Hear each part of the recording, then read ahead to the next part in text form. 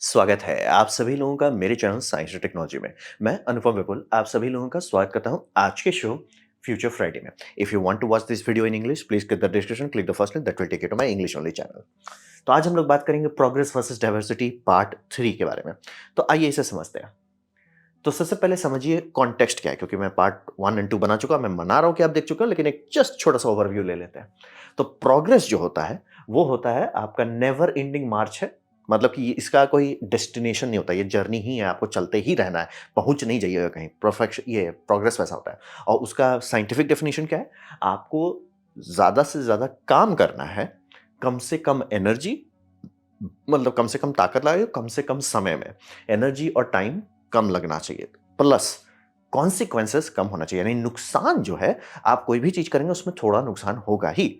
आपका प्रोग्रेस का मतलब होगा कि ठीक है सर, मैंने आज ये काम किया था, इससे इतना नुकसान हुआ, ठीक है, कल हम करेंगे, इससे और कम नुकसान होगा। जीरो कभी नहीं होगा, बस आप उसे कम करते जा सकते हैं। और ये नेवर एंडिंग होता है, मतलब कि आप आगे बढ़ते जाओ। और इसी के लिए आपका जन्म होता है। आप स्टार्ट होते हो, आगे बढ़ते हो, और फिर आप खत्म होते हो, फिर आपके आगे कोई आता है, वो स्टार्ट करता है, फिर वहां से आगे जाता है। ये नेवर एंडिंग है, इसका कोई एंड पॉइंट नहीं है।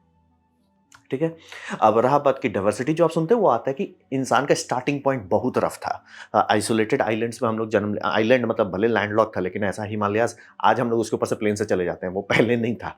तो हम लोग एक आइलैंड्स में थे, जहाँ पे जितनी पानी की कमी थी वहाँ के लोग उतने ज़्यादा अडाप्ट हुए उस हिसाब से। तो ये कल्चरल को जन्म दिया, इसमें रिलीजन जन्मे, इसमें लैंग्वेज जन्मे, तो वो हो गया आपका प्रोग्रेस वर्सेस डाइवर्सिटी। और यहाँ पे समझना बहुत ज़रूरी है। हम लोग बहुत बार इधर-उधर का बात करते हैं, लेकिन कोर एसेंस जो होता है कि कौन सभ्यता आगे बढ़ेगी, कौन नहीं बढ़ेगी, वो सिर्फ़ एक चीज़ पता है, ट्रस्ट है कि नहीं, कोई और चीज़ का मतलब नहीं। एग्ज़ाम्पल, पैसा। पैसा क्या है? सिर्फ ट्रस्ट है फिजिकल फॉर्म पे। और ये कैसे चलता है? जिसमें आप और सभी लोग एक अग्रीमेंट आते हैं, जिसे हम लोग कहते हैं कलेक्टिव है। इसीलिए आप किसी भी रुपया को देख लीजिए, जैसे कि अगर सबसे पॉपुलर रुपया का बात करें, डॉलर का, तो उसमें इन गॉड वी ट्रस्ट, ये ज़रूरी है। आप, आपके पास 100 रुपए का नोट है, ये निकाल के देखिए, या 500 का है, निकाल के देखिए, उस पे लिखा हुआ है कि कौन बंदा उसका ज़िम्मेदारी लेगा। और सेम अगर ट्रस्ट खत्म हो जाता है, तो ये हो सकता है 100 ट्रिलियन डॉलर, इसका कोई कीमत नहीं है। क्यों नहीं है? ट्रस्ट नहीं है। सोचिए 100 ट्रिलियन डॉलर हम आपको अमेरिकन डॉलर में दें, वर्सेस 100 ट्रिलियन डॉलर आपको जिम्बाब्वे का डॉलर में दें, क्या फर्क पड़ता है? समझ रहे कितना बड़ा, मतलब कि 100 ट्रिलियन डॉलर कोई लोग पचा नहीं पाएगा कि उतना बड़ा रकम होता है। और जिम्बाब्वे तो अरे लो, तो पॉकेट से छुट्टा निकाल दिए। तो ये समझना बहुत जरूरी होता है कि पैसा ट्रस्ट है। ट्रस्ट आपकी सोसाइटी में नहीं है, उस सोसाइटी का पैसा भी स्टेबल नहीं होगा। और इसका एक बहुत अच्छा एग्जांपल है कि जैसे काफ़ी लोग कहते हैं ना कि वेस्टर्न लोग सिर्फ गोरे लोग हैं। नहीं, वो सिर्फ गोरे लोग को बहुत कम हेल्प करते हैं। जैसे कि जापान को फोड़ दिए, ठीक है? ये हो गया। ये तो शिफ्ट डिलीट किए और बाकी सबको फायर से डिलीट किए। ये कर दिए। उसको फिर पैसा दिया, पैसा दिया। बोलेंगे अमेरिका क्यों पैसा दिया? जब खुद ही डिलीट किया तो पैसा क्यों दिया? बात है कि वो दोबारा जर्मनी वाला पॉइंट 2 पॉइंट ओ नहीं बनाना चाह रहे थे। जर्मनी के साथ धांधली हुआ वर्ल्ड वॉर 1 में, और इसीलिए हाई आया पावर में वर्ल्ड वॉर 2 में। तो उनका वही था कि दोबारा जापान 2.0 ना बन जाए कि भई हम फिर से आएँगे, बूम बाम बूम करेंगे। इससे बेटर है कि उन्हें तबाह मत होने दो। उनको प्रॉब्लम था रॉयल्टी से, रॉयल्टी को हटाया गया पावर से। उनको मतलब ये सेरेमोनियल पोस्ट पे रख दिया गया। मतलब बहुत तांडव किए कि आप पूरी तरह से बर्बाद ना हो। अब पैसा बहुत दिया, और वर्ल्ड बैंक भी लोन दिया। अब रहा बात कि ऐसा एग्जैक्टली ऑलमोस्ट सारे देशों के साथ हुआ है। इंडिया को भी वर्ल्ड बैंक से लोन मिला था, पाकिस्तान को भी मिला था, जापान को भी मिला था। लेकिन जापान को जितना पैसा मिला, उससे 5 गुना ज्यादा पाकिस्तान को मिला है। अब पाकिस्तान अभी तक अपने आप को संभाल नहीं पाया है। अभी तक वो ऐसा जगह पे नहीं है कि सर लोन की हमें जरूरत नहीं है। हर कुछ दिन में इकोनॉमिक क्राइसिस आता है, हर 6 महीना में न्यूज आता है कि भैया ये जा रहे हैं वर्ल्ड बैंक के पास लोन हो। हमारा भी हालत खराब था। आजादी तो हम पाकिस्तान और इंडिया भाई भाई ही हैं। एक ही टाइम पे आसपास आजादी हुई, ये हल्ला करने लगे, हम बड़े भैया हैं, एक दिन पहले आज हुए हैं, बड़ा रोटी कपड़ा नहीं है लेकिन पहले हुए हैं। तो वो करते रहते हैं। लेकिन हालत आप देख सकते हैं, इंडिया का भी बैंड बजा था, लेकिन हम लोग मेहनत किए। इंडिया एक मिड ट्रस्ट सोसाइटी है। बहुत हाई ट्रस्ट नहीं है, लेकिन बहुत लो भी नहीं है। पाकिस्तान हम लोग से ज़्यादा लो ट्रस्ट सोसाइटी है, और इसी का रिजल्ट है कि उनका पैसा कभी स्टेबल नहीं रह पाता है। पैसे की बात नहीं है। जैसे काफ़ी लोग जो पढ़ते लिखते नहीं है, ध्यान नहीं देते किसी चीज़ पे, वो सीधा बोलेंगे oh billionaires can solve the problem. It's like sir, कभी देखिए साउथ अफ्रीका को कितना पैसा दिया गया है, कितना पैसा। इसीलिए मैं पाकिस्तान और जापान को कंपेयर कर रहा हूँ। जापान को डिलीट किया गया, पाकिस्तान उसके कंपेयर में बहुत अच्छे हालत में था। वो उड़ सकता था, एक लैंग्वेज था, और सब बाकी जितने लैंग्वेज थे उसको डिलीट कर रहे थे, तो एकदम चकाचक स्टार्टिंग पॉइंट मिला था। वो काहे नहीं आगे बढ़ पाए? तो समझना बहुत जरूरी है, ट्रस्ट उसके सिवा कुछ नहीं है। और ये बहुत कॉमन मिसकंसेप्शन है लोगों का कि पैसा समस्या का समाधान करता है। ना, पैसा कुछ नहीं कर सकता जब तक ट्रस्ट नहीं है। वो ट्रस्ट है आपके पास, आप आगे बढ़ जाएंगे, आप चांद पे पैर रख के आ जाएंगे। आपके पास ट्रस्ट नहीं है, गोल गोल घूमते रहिए, बिलियंस ऑफ डॉलर गटक लीजिए, कुछ नहीं होना है आपका। तो ये समझना बहुत जरूरी है। और पैसे से ट्रस्ट नहीं खरीद सकते हैं, ये ऐसा चीज है जो जेफ बेजोस भी नहीं खरीद सकता है। तो ये कॉन्टेक्स्ट है, ये सब अब मैं समझ रहा हूं कि आप पिछले वाले प्रेजेंटेशंस देख चुके हैं, आपको अंदाजा होगा, तब हम लोग आगे बढ़ते हैं। अब आते हैं ट्रस्ट का सबसे कमजोर कड़ी का, यानी कि वनरेबिलिटी का। तो समझिए, ट्रस्ट बहुत तगड़ा चीज है, ऑब्वियसली एक देश को रिपेयर कर सकता है। इंडिया बोल रहे ना, जिस टाइम इंडिया आजाद हुआ था और उस टाइम हमारी आबादी लगभग 40 से 50 करोड़ के आसपास थी, और सब मान के बैठे हुए थे, पूरी दुनिया मान के बैठी हुई थी कि इंडिया भूखे मरने वाला है। अब वहां से हमारे लोग, हमारे पूर्वज, हमारे दादा के टाइम के लोग खून पसीना लगा के एक एक समस्या को सॉल्व किए, और इंडिया को वहां पे ले आया कि भैया जितना खाने में तो अमेरिका चाहता है, उतना तो हम एक्सपोर्ट करते हैं। एक्सपोर्ट करते हैं सर, हमारा एक्सपोर्ट चलता है। तो समझना बहुत ज़रूरी है कि, और इंडिया में अब जो भूखमरी अभी बची हुई है, वो इसलिए नहीं है कि खाना नहीं है, वो इसलिए कि डिलीवरी सिस्टम हमारा फेल हो रहा है, करप्शन उसको खराब कर दे रहा है। मतलब प्रोडक्शन का प्रॉब्लम सॉल्व कर दिया हमारे पूर्वजों ने, प्रोडक्शन का प्रॉब्लम ऐसे सॉल्व करके हटा दिया कि भैया उसके बारे में हम लोग सोचते भी नहीं। और आप लोग पढ़े होंगे स्कूल में, हरित क्रांति हुआ, श्वेत क्रांति हुआ, एक एक करके हम लोगों ने सब प्रॉब्लम सॉल्व किया। तो ये आपको ट्रस्ट का दिखाता है शक्ति। ट्रस्ट बहुत पावरफुल चीज है, लेकिन फ्राजाइल बहुत है, नाजुक भी बहुत है। बोले ट्रस्ट ताकतवर और नाजुक एक साथ कैसे हो सकता है? तो ये समझना बहुत जरूरी है। ट्रस्ट को बनाने के लिए समय लगता है, जैसे कहते हैं ना, brick by brick, year by year, मतलब सालों लगते हैं ट्रस्ट बिल्ड करने में। अब रहा बात की एक एक्शन आप गलत ले सकते हैं, उससे पूरा ट्रस्ट आपका खत्म हो जाएगा और आप वापस जीरो पे आ जाएंगे। अब ट्रस्ट क्या होता है? जैसे कि इंडिया में कोई फार्मर ट्रस्ट ही पे काम कर रहा है ना, कि वो ट्रस्ट ले रहा है कि भैया हम लोन उठाएंगे बैंक से और हम ये खेती उती करेंगे, और जो ट्रैक्टर वाले लोग हैं वो मतलब हमको लूटेंगे नहीं, जो हमें फर्टिलाइजर बेच रहे हैं वो हमको लूटेंगे नहीं। मतलब ये सब ट्रस्ट पे चल रहा है, सारे वो जितने कर रहे हैं सब चीज ट्रस्ट पे चल रहा है, सब चीजें ट्रस्ट पे चल रहा है। तो वो ट्रस्ट जो है, अब मान लीजिए कि ऐसा कई साल से चल रहा है कि हाँ भैया ये फार्मर पे भरोसा करते हैं, उसको लोन देते हैं, वो टाइम पे चुका देता है, सब चीज़ सही है, और जो अनाज बेचता है वो एकदम सही है, चकाचक रहता है, धांधली नहीं करता। लेकिन मान लीजिए कुछ हुआ, फाइनेंशियल क्राइसिस हुआ, और उसमें वो ये कर दिया कि काम करो, कोई हमारा बोरा चेक नहीं करता, हम इतना अच्छा रेपुटेशन बनाए हैं, बोरा के अंदर ईंटा रख रख के, मतलब बाहर थोड़ा सा अनाज रखो लेकिन छोटा सा वो थैली रख के उसमें ईंटा रख दो, वजन बढ़ जाएगा। ऐसे ऐसे करके बहुत लोग किए हैं, लेकिन एक बार जब वो होता है, सब पे भरोसा खत्म हो जाता है। अब धांधली हो जाती है, अब हर चीज़ को चेक करो तो सबकी प्रॉफिट घटती है, क्योंकि ऑब्वियसली समय भी वेस्ट हो रहा है। अब आप एक्सरे मशीन लगाओ, वेइंग मशीन लगाओ, अल्ट्रासाउंड लगाओ, ये सब लगाने में खर्चा आता है भाई, फ्री का नहीं होता है। तो समझ रहे, ट्रस्ट बनाने में दशकों लग जाते हैं और बिगाड़ने में 1 मिनट नहीं लगता है। तो ये बहुत सीरियस बात है। ट्रस्ट ऐसा चीज़ नहीं कि आज मैंने बोला बन जाएगा, ऐसा नहीं होगा। और यहाँ पे काफ़ी बचकाने लोगों का रहता है ना कि रूल्स एंड रेगुलेशन इसको सॉल्व कर सकता है। उसका कुछ नहीं हो सकता रूल रेगुलेशन से, क्योंकि रूल रेगुलेशन सिर्फ डिस्करेज कर सकता है बिट्रेयल को, रोक नहीं सकता है। और बेस्ट केस है, जैसे कि इनका है ना, करप्शन इज नॉट बैड, जो मीम था उसका कहना था कि corruption is not bad if you are in it. मतलब कि मैं देश को लूट रहा हूँ तो मुझे करप्शन थोड़े खराब लगा, मैं तो बम बम हूँ। जैसे मैं बोलता हूँ ना कि politician one of the smartest businessman होता है। फर्क नहीं पड़ता किस देश में है, पैदा हुए हैं, ये हमेशा अमीर रहेंगे। फर्क नहीं पड़ता आप सोवियत यूनियन में हैं, लोग भूखे मर रहे हैं तो भी वो अमीर रहेंगे। फर्क नहीं पड़ता वेनेजुएला में है, बैंड बजी पड़ी है पब्लिक को, लेकिन वो तब भी अमीर रहेंगे। फर्क नहीं पड़ता है इंडिया में है तो भी वो अमीर रहेंगे, पाकिस्तान में तो भी अमीर रहेंगे, अमेरिका में रहेंगे तो भी अमीर ही रहेंगे। वो वही बात है, वो बोले करप्शन इज नॉट बैड, उनको फायदा मिल रहा है, उनको क्या टेंशन है। तो यही बात समझना बहुत जरूरी है। रूल्स एंड रेगुलेशन जो है वो बिट्रेल को रोक नहीं सकता है। और अगर आप कॉन्सिक्वेंस का बात करते हैं तो वो बेस्ट केस में आपका टाइम तो तब भी लॉस होगा ना। जैसे बोले ना कि जो एक फार्मर धांधली करना शुरू करे उसके चलते बाकी सबका तो बैंड बजेगा ना। तो ये बहुत सीरियस बात होता है। तो समझना बहुत जरूरी, ट्रस्ट बहुत इंपॉर्टेंट है, बिना इसके कुछ होना नहीं है। और ट्रस्ट बहुत नाजुक भी है, ताकत बहुत है। अगर लोग एक दूसरे पर भरोसा करके काम करते हैं, वो देश कुछ भी कर सकता है। नहीं कर पाएंगे भरोसा, कोई भी चीज का असर नहीं होने वाला है। और ये मैं थोड़ा-सा रियलिस्टिकली आप लोगों को क्लियर कर देना चाहता हूँ कि हर सोसाइटी थोड़ा लेवल का करप्शन हैंडल कर सकता है। ऐसा नहीं है कि इंडिया में सिर्फ करप्शन है, या ऐसा नहीं है कि जापान में एकदम करप्शन नहीं है। हर जगह कोई भी देश लीजिए, यूरोपियन देश लीजिए, उसमें भी करप्शंस हैं। अमेरिका लीजिए, उसमें तो महा करप्शन है। लेकिन अगर उसको अफ्रीका से कंपेयर करते हैं, जैसे कि साउथ अफ्रीका, ये जो मीम चला ना, God you are corrupt, you are sentenced to, चलो टीन चिल करो भैया, ये कब तक है, like just till wait the news cycle moves on, जब न्यूज़ खत्म हो जाएगा तो हटा देंगे। तो वही जैसे एक तो मीम है, बहुत ताजा मीम है, we will ensure that covid funds are not misappropriated. ये कब न्यूज़ आया? मार्च 2020 में। दुनिया बूम हो रही, इनको पैसा दिया जा रहा है, क्योंकि अब बोलेंगे कि आपको क्यों कुत्ता काटा कि इनको पैसा दे रहे हो अपने आप को संभालने के लिए। बात यह है कि डिजीज़ के साथ आप रिस्क नहीं लेना चाहेंगे। अगर डिजीज़ बहुत सारे लोगों से कूदने लगा, एक प्रोबेबिलिटी है कि उसका म्यूटेशन हो जाएगा और खतरनाक हो सकता है। तो मतलब जो आप हैंडल कर पाते वो अनहैंडलेबल सिचुएशन हो जाए। इसीलिए पोलियो के केस में एकदम सब जगह अपने देश पे लोग खर्च करके डाले हैं कि भैया हर एक जगह से पोलियो हटाओ। और ये कोविड के साथ भी वही था कि हम लोग को पता था कि अगर आउट ऑफ हैंड चला गया और गंदा म्यूटेशन हो गया, क्योंकि म्यूटेशन हमेशा स्टेबल हो, और क्योंकि जनरली ये होता है कि वायरस सब म्यूटेट करते हैं कि लो रिस्क हो जाते हैं, तभी वो वायरस आगे बढ़ पाता है। लेकिन ज़रूरी नहीं है हर बार ऐसा हो। कई बार उल्टा भी हो जाता है कि वो हाइपर एग्रेसिव म्यूटेशन होता है और सीधे होस्ट को उड़ाने लगता है। तो बोलेंगे तो उसे बर्नआउट हो जाना चाहिए। सर इंसान आजकल प्लेन से चलता है, बर्नआउट का टाइम अगर कुछ हफ्ते हैं तो उसके अंदर वो पूरा प्लेनेट कंटामिनेट कर देगा। तो समझना बहुत ज़रूरी है कि बहुत सीरियस बात है कि इस तरह का पैंडेमिक जो है फैलता जिस स्पीड से है, सावधानी बरतना पड़ता है और सबको मिल बांट के संभालना ही पड़ता है। ये ऑलमोस्ट आप ऐसा समझिए आप अपना इंश्योरेंस पे कर रहे हो। तो अब ये हुआ है मार्च 2020 में, ठीक है। We will launch a commission to recover the stolen COVID funds July 2020। March, April, May, June, July. तो समझना बहुत ज़रूरी है कि हर कल्चर जो है थोड़ा-सा टॉलरेंस रखता है। जैसे आपके बॉडी में थोड़ा इम्यून सिस्टम है, थोड़ा-सा दुःख, दर्द, डैमेज हैंडल कर सकता है। लेकिन अगर बहुत ज़्यादा कर देते हैं तो आप कंप्लीट रूइन पहुँच जाते हैं। यानी कि अब आपका कुछ नहीं हो सकता है। आप ना रिपेयर कर सकते हैं, ना रिकवरी कर सकते, कुछ नहीं कर सकते।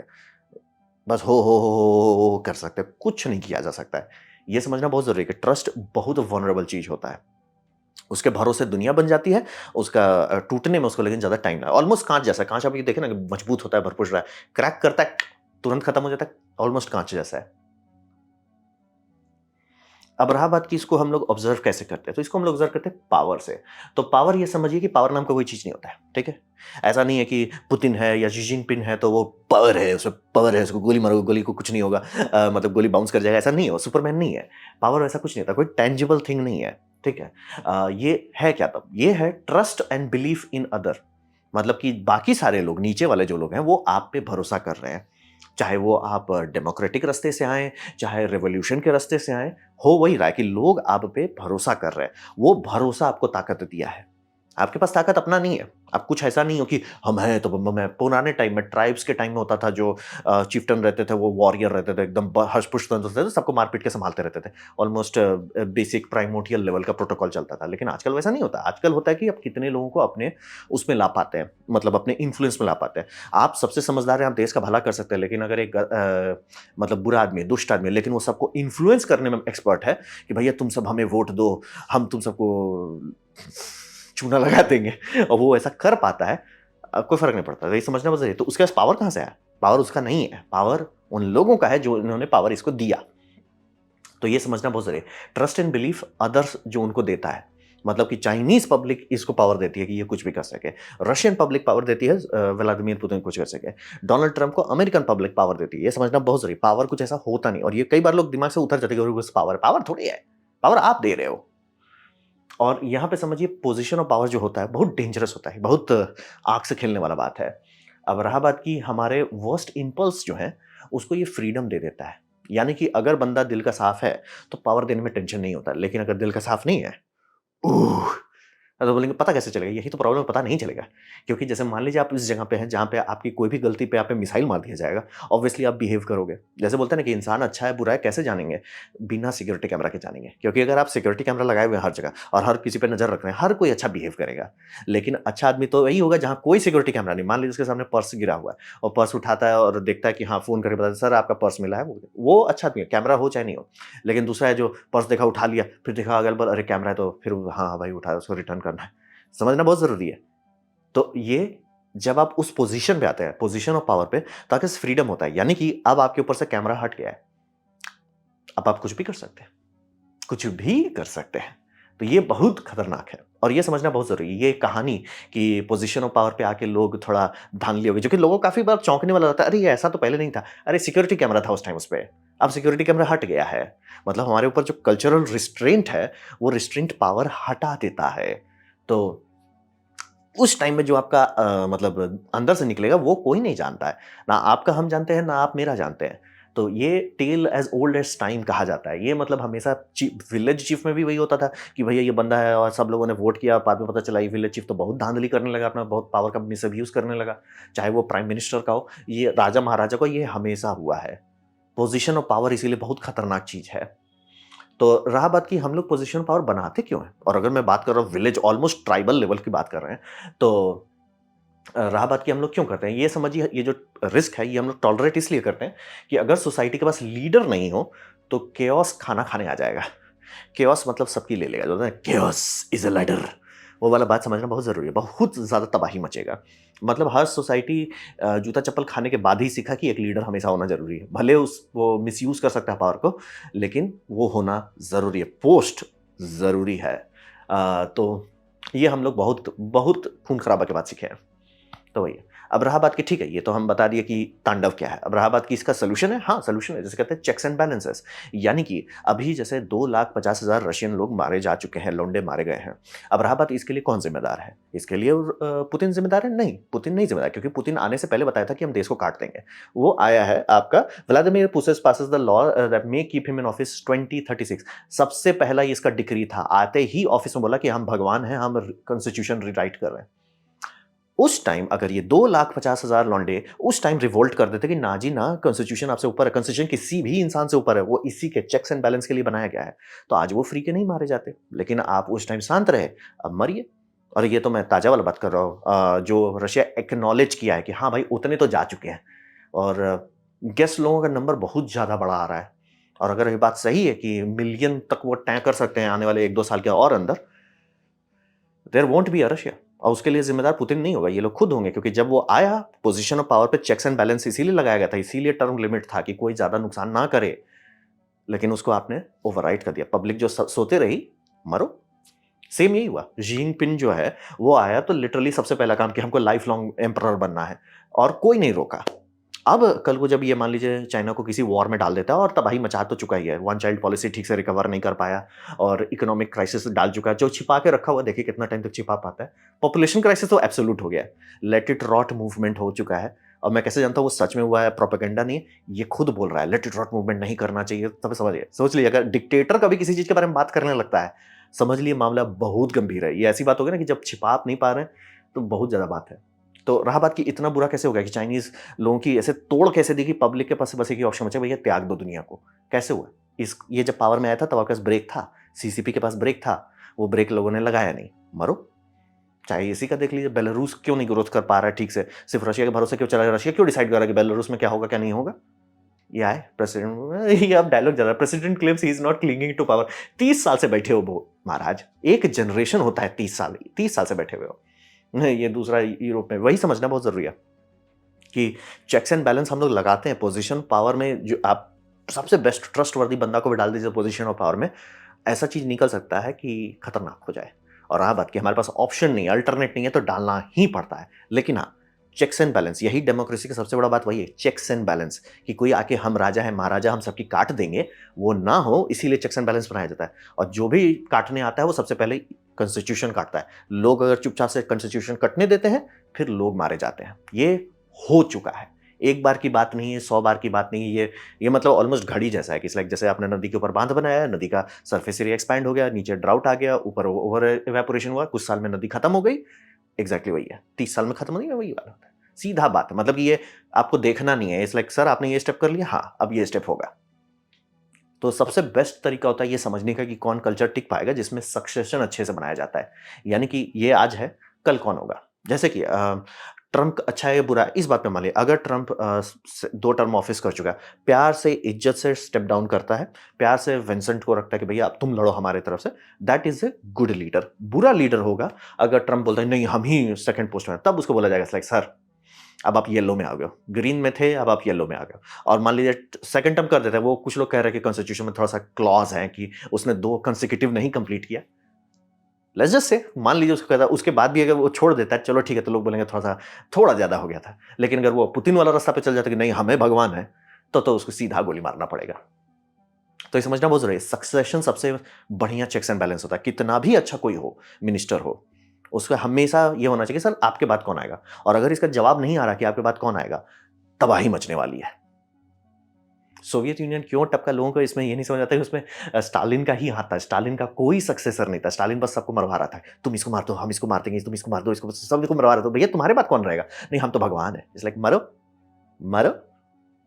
तो इस पावर का सबसे सिंपल वही होता है, चेक्स एंड बैलेंसेस लगाए जाते हैं और उसको हमेशा डिक्टेटर आके तोड़ेगा और पब्लिक का उस टाइम उसके पास चॉइस रहता है कि नहीं सर अभी इसको हम तोड़ देंगे डिक्टेटर को, हम बच जाएंगे, नहीं तोड़ेंगे मरो। हो चुका है, कई बार हो चुका है और कई बार और होगा भविष्य में। तो अब रहा बात, सबसे इंपॉर्टेंट बात करते हैं जो हमारी सभ्यता को जोड़ता है, जो सीमेंट है, वो है गुड फेथ। अब ये समझना बहुत जरूरी है, गुड फेथ का मतलब क्या था। गुड फेथ आप समझ लीजिए म्यूचुअल बेडरॉक है जिसके ऊपर ट्रस्ट करते हैं। यानी कि आप किसी भी बंदे से जा रहे हो कि भाई एलओजी तुम पैसा, एलओजी तुम सामान दो। अब ऑब्वियसली 100 रुपया का आप कोई चीज कर रहे हैं तो ऑब्वियसली आप नहीं उसके ऊपर केस करने चाहिए, भले वो सामान लेगा, नहीं हम तो नहीं लिए पैसा, ऐसा कुछ नहीं है, जाओ जाओ क्या आप नहीं लड़ोगे, आपका टाइम नहीं है। तो हमेशा आप लीप ऑफ फेथ ले रहे हो। तो ऐसा बड़े चीज़ों में भी होता है, छोटी चीज़ में होता है, आप लीप ऑफ फेथ लेते ही हैं, इसीलिए उसे गुड फेथ कहते हैं। आप कोई भी कोर्ट लड़ाई झगड़ा होगा, खासतौर पे कॉन्ट्रेक्चुअल बेसिस पे होगा, तो उसमें जनरली समझ गुड फेथ में किया गया था कि नहीं।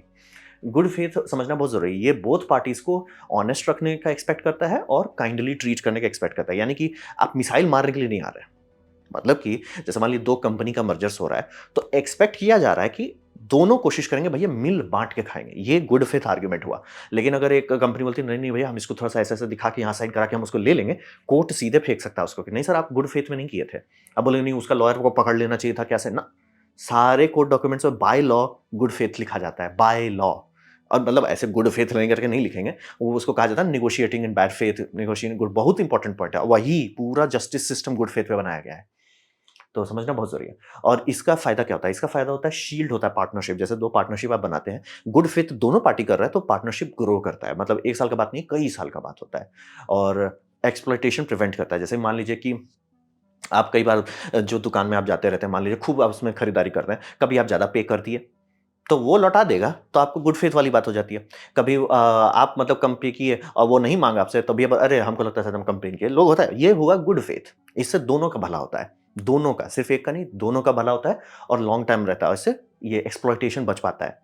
क्योंकि एक सबसे कॉमन मिसकंसेप्शन है कि प्रैक्टिकल गार्ड्स हर चीज के अगेंस्ट बनाना पॉसिबल ही नहीं है। वो सीधा बोल दिया जाएगा कि आप करो ही मत यूज। मतलब आप किसी भी लॉयर्स में, जैसे कि अभी हम एक कॉन्ट्रैक्ट बनाए थे, इसके एसोसिएशन ऑफ पर्सन, हम उसको उसका लंबा चौड़ा डॉक्यूमेंट बना, स्टार्ट किए थे 3 पेज का था, 13-14 पेज का हो गया एंड में। तो ऐसा होता है। तो ये समझना बहुत जरूरी है कि उसमें आप कुछ चीज के अगेंस्ट डाल सकते हैं, बड़ा बड़ा चीज के अगेंस्ट में बोला जाएगा भैया इसके अगेंस्ट में कर दो, ठीक है चलता है। लेकिन हर एक चीज के अगेंस्ट में कर सकते हैं नहीं, ऑब्वियसली नहीं, कतई नहीं, हो ही नहीं सकता। तो ये समझना बहुत जरूरी है कि एंड में अगर आप बहुत ज्यादा उसके पीछे भागने लगे, हमको ऐसा डॉक्यूमेंट दो, 8,000 पेज का डॉक्यूमेंट, जितना आपको उसमें प्रॉफिट नहीं होगा लॉयर्स के उतने लगे और एंड में कोई साइन नहीं करेगा कि सर कुछ जरूरत से ज्यादा है।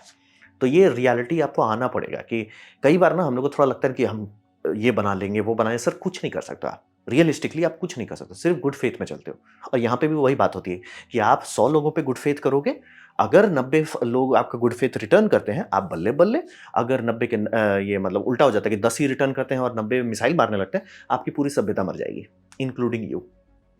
तो ये समझना बहुत जरूरी है कि आपको आगे बढ़ने के लिए गुड फेथ करना ही पड़ेगा। जैसा कि मैं किसी पे फेथ करता हूँ कि भैया ठीक है ये बोल रहा है मेरा डिजाइन लेगा और इससे कुछ मैन्युफैक्चर करेगा, मैं लीप ऑफ फेथ बोला अच्छा कॉन्ट्रैक्ट करा लो, उसको ऐसा साइन करा लो, ऐसा आप कुछ नहीं कर सकते। और मान लीजिए मिसयूज करता है तो आप खर्च कीजिएगा, मतलब कोर्ट आप लोग बोलते हो मैं देखता हूँ। तो समझना बहुत जरूरी है, कोई ऐसा चीज नहीं है कि बस चले जाएंगे लड़ते रहेंगे, वो बहुत जरूरी है। जैसे कि सिंपल एग्जांपल देते हैं जो गुड फेथ अमेरिका को पूरी तरह से बर्बाद किया है। जो लॉजिक ये था कि कंपनी अगर ग्रो करती है, ठीक है, जैसे मान लिया मैंने एक कंपनी खोलता हूँ, उसमें लोगों को हायर करता हूँ और कंपनी ग्रो करती है, तो प्रॉफिट जो होगा, मतलब जो ग्रोथ हुआ है वो सिर्फ 1% के पास नहीं आना चाहिए। यानी कि जो एग्जीक्यूटिव वाला सिर्फ उनके पास नहीं आना चाहिए, उनके पास ये प्रपोर्शन ज्यादा रहे कोई दिक्कत नहीं, लेकिन प्रपोर्शन नीचे जाए ही नहीं, ये कभी नहीं होना चाहिए। ये किसी तरह से लोग एक्सेप्ट करा दिए हैं।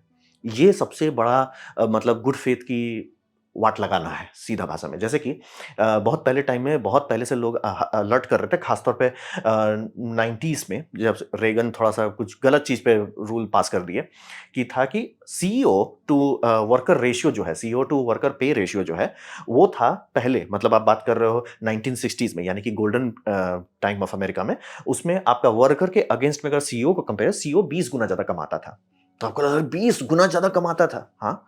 लेकिन आज के टाइम में देखिएगा तो वो नंबर पागल जैसा हो गया, वो 300-400, और वो एवरेज है बाय द वे, वो 400 एवरेज चला गया है। यानी कि कंपनी एकदम पैसा छाप रही है, प्रॉफिट के ऊपर प्रॉफिट आ रहा है, वर्कर्स गरीब होते जा रहे हैं। ये कभी नहीं, ये गुड फेथ में नहीं किया जा सकता। गुड फेथ में होता है क्योंकि आप कहोगे ना कि अच्छा वो best of the best employ नहीं है। नहीं सर, वो एम्प्लॉय है, आपको प्रॉफिट दे रहा है तभी आप उसे रखे हो, ठीक है? ये सॉर्टेड है। दूसरी बात, वो आप पे सालों दे रहा है क्योंकि ऑब्वियसली जैसे मान लीजिए कि मेरे पापा बैंक में काम करते हैं, तो ऐसा तो कभी नहीं हुआ ना कि बैंक में जितने लोग क्लर्क में लेवल में घुसे, सबके ये बनेंगे, क्या बोलते हैं, आपके ये समझिए मैनेजर बनेंगे। ऑब्वियसली मैनेजर पोस्ट उतना होता ही नहीं है। हाँ, शुरू-शुरू में हो जाता है, बहुत आसानी, कंपनी एक्सपैंड कर रही है। तो लॉजिक ये रहता है कि हर किसी को उसका शेयर मिलेगा। हाँ, प्रोपोर्शन चेंज रहेगा, जैसे कि जो आपका क्लर्क लेवल पे है, उसको आप 5% प्रॉफिट दे रहे हैं, जो मैनेजर लेवल है उसे 10% प्रॉफिट दे रहे हैं, जो उससे ऊपर आ रहा है ब्रांच मैनेज में क्या होगा? स्टेट मैनेजर मान लीजिए, या रीजनल मैनेजर, हाँ, रीजनल मैनेजर है, उसको 25% का शेयर दीजिए, मतलब ऐसे-ऐसे शेयर होगा, लेकिन बढ़ना सबका चाहिए। ये आज के टाइम में ऐसा कल्चरल रॉट आ गया है कि नहीं, नहीं, नहीं, नीचे वालों को दबा दो, हमारा बढ़ा लो। मतलब वो लूटने आ जा रहे हैं कि भैया आपको पता है, मतलब एक गुड फेथ आर्गुमेंट होता है, अगर कंपनी अच्छा कर रही है, इन्फ्लेशन बढ़ेगा, ठीक है? जैसे मान लीजिए इन्फ्लेशन आपका बढ़ रहा है 5% से, तो आप गुड फेथ में आपको पता होगा सर इन्फ्लेशन बढ़ाने से लोगों की तकलीफ होगी, एक काम करो, 5% अगर बढ़ रहा है इन्फ्लेशन, हम 10% अगर कंपनी हेल्दी है। आप देखिए सारी कंपनी बम बम हेल्दी है, कंपनी का स्टॉक्स एकदम लाइन ऊपर जा रहा है, रेवेन्यू पे रेवेन्यू वो अच्छा है, वो आराम से सपोर्ट कर सकते हैं, आराम से आंख मूंद करके, और तब भी आपका सीईओ दबा के पैसा ही छाप रहा होगा। लेकिन आजकल जो हो गया है, जो रॉट आ गया है, जो ये गुड फेथ पे मिसाइल मार दिया गया है, वो है कि जैसे live live national entertainment corporation, भगवान जाने कौन है, इसका सबसे गंदा है। मीन एवरेज जो इनके कंपनी का मीन एवरेज है कि कितने दे रहे हैं एम्प्लॉइज को, उसका ऊपर एग्जीक्यूटिव क्लास का अंतर है 5401%। मतलब 5000 गुना ज्यादा वो कमा रहा है ऊपर में। और मतलब जो सबसे नीचे, वही बोल रही है, ग्राफ जो है ना एवरेज किया हुआ है, जो सबसे नीचे आ रहा है, जैसे कि यूटा ब्यूटी, वॉलमार्ट, वॉलमार्ट, ठीक है? तो वॉलमार्ट का मीडियन वर्कर का क्या सैलरी है? मीडियन वर्कर का सैलरी है आपका 27,000। वॉलमार्ट के जो ऊपर वाले एग्जीक्यूटिव क्लास का, उसका कितना है? 933। 933 मल्टीप्लाइड बाय 27 के। वो थोड़ा ज्यादा नहीं, वो एक्सपोनेंशियली ज्यादा भगा रहे हैं। मतलब कि जैसे बहुत लोग कहते हैं ना, वाल्व के अच्छा, क्या बात वही है कि वाल्व जैसे ग्रो किया, तो वो नीचे डालते गए कि भैया ठीक है, मेरा प्रॉफिट, जैसे जो मतलब गेब न्यूल है उसका प्रॉफिट बढ़ा, तो ऐसा वो नहीं किया कि सबका प्रॉफिट खा लो, हम ही खा लेते हैं ना। और भैया तुम भी खाओ, मतलब तुम नीचे वाले पोस्ट में थे, लेकिन कंपनी ग्रो की, यानी तुम भी, मतलब होता है ना, इसको चाइना में एक बोला जाता है, rising tide raises all boats. मतलब कि जब टाइड राइज कर रहा है तो सारे बोट ऊपर आएंगे, छोटा बड़ा सब आएंगे। तो लॉजिक वही रहता है, कंपनी जब ऊपर जा रही है तो सबको ग्रोथ कराओ, और लॉजिक वही रहता है, उसी लिए वर्कर्स काम करते हैं। हर वर्कर इसलिए नहीं काम करता। ये बहुत गंदा ब्रेन डैमेज दे दिया गया कि प्रमोशन के लिए काम करते हो। लाइक नहीं सर, प्रमोशन दे ही नहीं सकते। अगर मतलब माइक्रोसॉफ्ट में जैसे मान लीजिए 5 लाख लोग काम कर रहे हैं, या टीसीएस में 10 लाख लोग काम कर रहे हैं, हो ही नहीं सकता कि 10 लाख लोगों को आप ये प्रमोशन दे दो, उतना पोस्ट ही नहीं है। नीचे 1 करोड़ बढ़ाना पड़ेगा, तब जाके ऊपर कर सकते हैं। तो ये रेशियो जो बिगड़ा, मतलब कि ठीक है 20x कोई नहीं रो रहा है, 100x, आजकल तो 100x में भी कोई नहीं रोएगा। आजकल बोले सर ये 894 कर रहे हैं, यूटा बीटी 901 चल रहा है, वॉलमार्ट 933 चल रहा है, बैथ एंड बॉडी वर्क इनकॉर्पोरेशन, भगवान जाने ये कौन कंपनी है, 934 चल रहा है, डॉलर ट्री चल रहा है 951, अमेरिकन एक्सप्रेस चल रहा है 972, नाइकी चल रहा है 975, ऑन सेमीकंडक्टर चल रहा है 1029। एक्स है बाय द वे, परसेंटेज नहीं है, एक्स है वो। एप्पल एप्पल चल रहा है 1177। मतलब बोलोगे कि एप्पल के जो वर्कर वो तो अच्छा कमा रहे हैं, 84,000। सर कुछ नहीं कमा रहे, वहां पे भी लूटा जा रहा है। तो मैं एकदम क्लियर करता हूँ, कोई नहीं एक्सपेक्ट कर रहा कि आपका जो सबसे मतलब माइल्ड परफॉर्मिंग इंप्लॉय उसको आप करोड़पति बनाए, कोई नहीं एक्सपेक्ट कर रहा, लेकिन प्रपोर्शन सेम रखिए। मतलब ये जो भागने लगा, मतलब आप समझ लीजिए कि लेट 90s से जो ये भागने लगा, ये देश को बर्बाद कर दिया है। ये रॉट जो है, ये सभ्यता को डिलीट कर देगा, क्योंकि ये बहुत शॉर्ट टर्म है। आप मतलब बोल रहे हैं ना कि अभी जैसे सब लोग बता रहे हैं कि टीसीएस में जो लोग काम कर रहे हैं वो एक्चुअली गरीब होते जा रहे हैं, क्योंकि वो कहने को कहते हैं कि हम इन्फ्लेशन मैच कर दे रहे हैं। सर इन्फ्लेशन 5% बढ़ा है, आप 3.5% बढ़ा रहे हो, या ऑन पेपर इन्फ्लेशन सरकार कभी मुंह खोल के नहीं बताएगी कितना भाग गया है, लेकिन वो बोल देती है ठीक है सर 8% है, आप 8 ही कर रहे हो।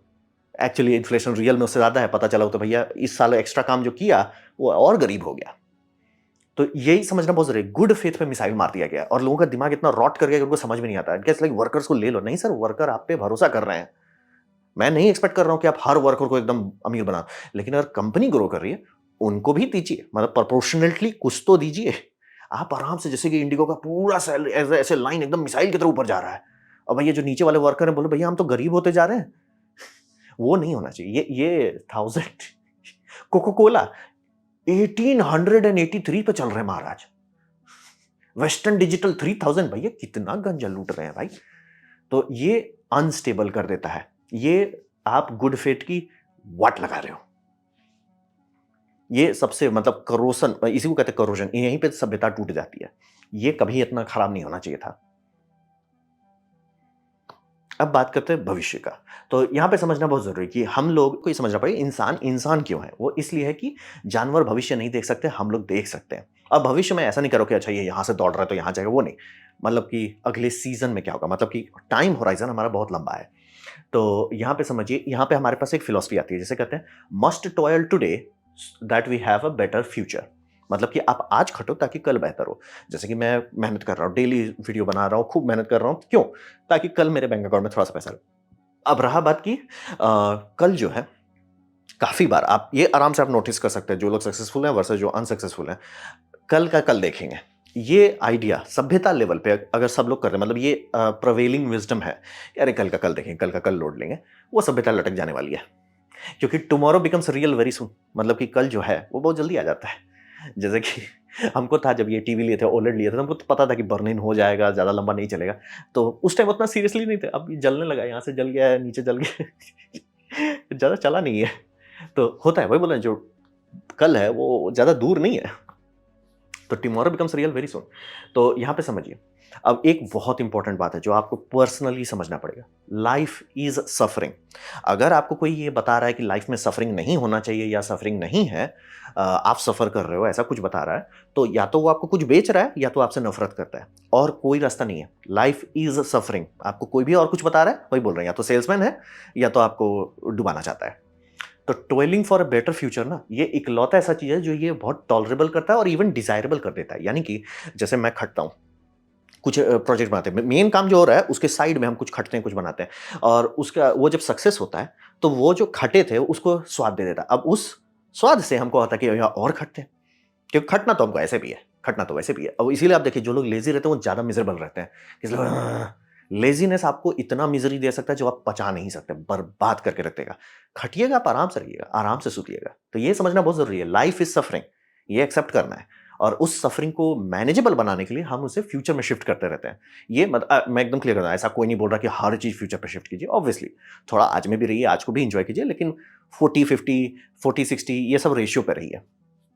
थोड़ा सा वही रहता है, तो ये बहुत अच्छा रहता है। अब यहाँ पे कॉन्सिक्वेंस क्या है लॉन्ग लार्ज स्केल में, कल्चरल स्केल में, कि अगर जो पोजीशन ऑफ पावर पे है, चाहे वो पॉलिटिशियंस हो चाहे सीईओज हो, ये शॉर्ट टर्म गेन्स के अगर पीछे भागने लगे, तो कॉन्सिक्वेंस जो होगा वो बहुत डिजास्टर्स होगा। जैसे कि जनरल इलेक्ट्रिक में ये बंदा आया, और जनरल इलेक्ट्रिक इसके आने से पहले एक कंपनी था जिसका वजन था, मतलब कि जैसे अभी हम लोग टाटा, उधर टाटा है, वैसे था जनरल इलेक्ट्रिक, बर्बाद करके रख दिया। लेकिन जब ये आया, स्टॉक वैल्यू खूब भागा, ये सब चीज को शॉर्ट टर्म करने लगा। मतलब कि चाइना में बाहर भेज दो, एक्सपोर्ट ये कर दो, मतलब कि पूरा का पूरा फैक्ट्री बंद करने लगा। ले ऑफ इसी से स्टार्ट हुआ, बाय द वे।